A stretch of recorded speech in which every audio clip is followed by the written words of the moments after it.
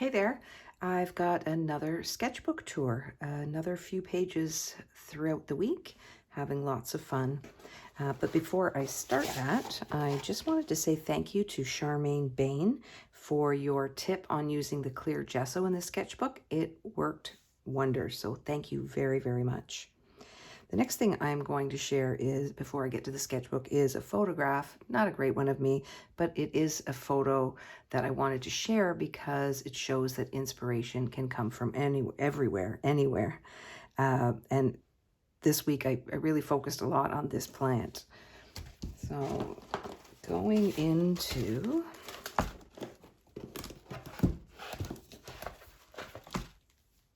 the sketchbook here.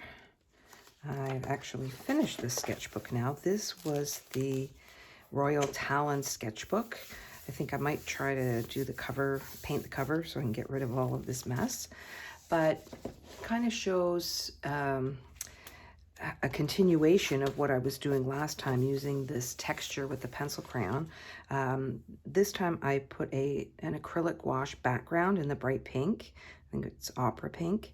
And put that down first, painted the leaves of the Monstera plant, and then went over top with the pencil crayons or colored pencils, depending on what you call them.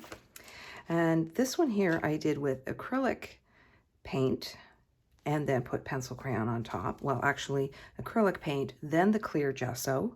And this is the one that I used. Art Basics clear gesso over top of the acrylic, and then it really made it very nice, a nice surface to put down the pencil crayon on the top. So that was very cool. Again, thanks to Charmain.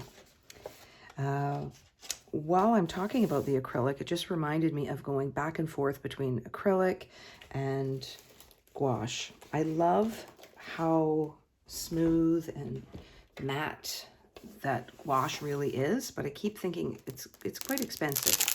And this is a giant Monstera with shadows that I did in pinks in acrylic paint in my really big Moleskine sketchbook.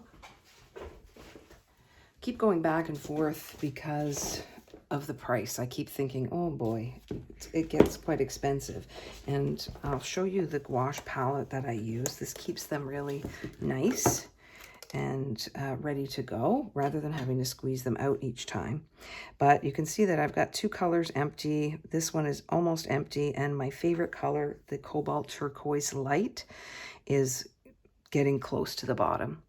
And each tube has a different series number on it. Well, 1, 2, 3, or 4 series, and the series 4 I believe are the most expensive. Cobalt turquoise light is $28 for a little tube.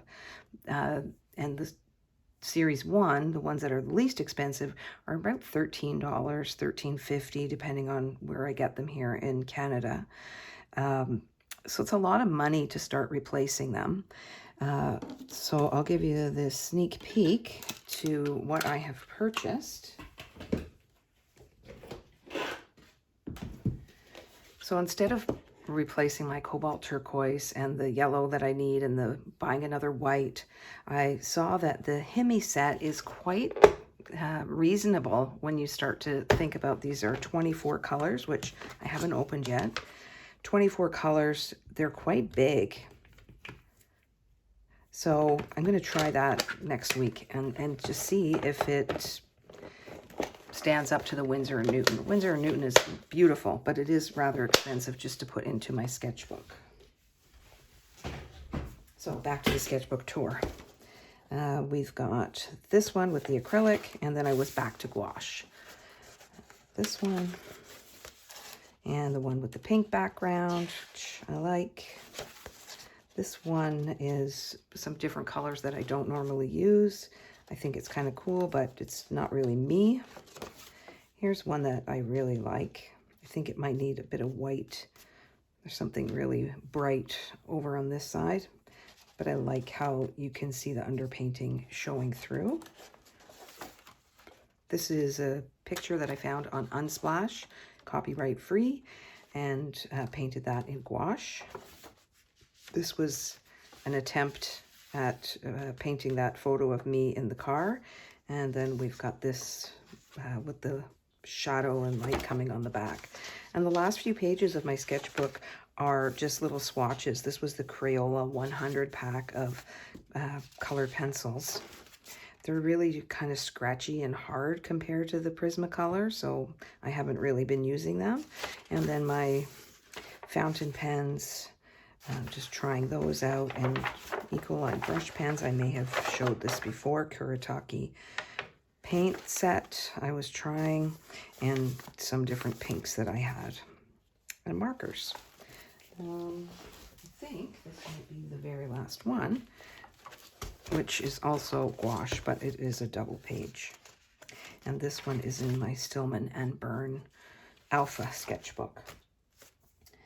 So I think that is it for this week. It is Sunday, so thank you to everybody who has been commenting and following me. It's very, very surprising and awesome. So thank you so much. And I will show up again next week. Thank you.